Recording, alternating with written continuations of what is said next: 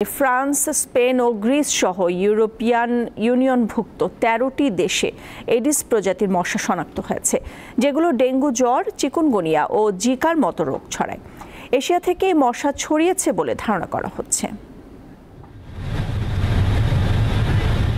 জলবায়ু পরিবর্তনের কারণে উপযুক্ত পরিবেশ সৃষ্টি হওয়ায় এডিস মশা দক্ষিণ ইউরোপ থেকে গোটা মহাদেশে ছড়িয়ে পড়ছে, এমনটাই জানিয়েছে European centre for disease prevention and control.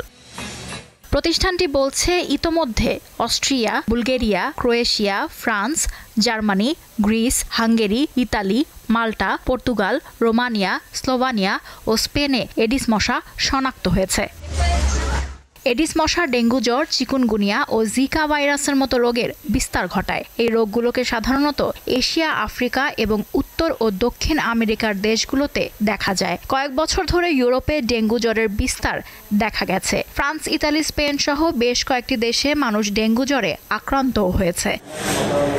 আক্রান্তদের বেশিরভাগই ভ্রমণ করতে গিয়ে এ রোগে সংক্রমিত হন।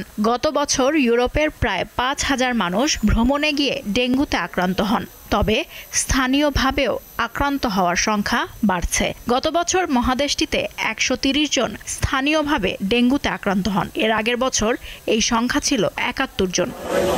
লুৎফা ফৌজিয়া, দীপ্ত, বার্তাকক্ষ।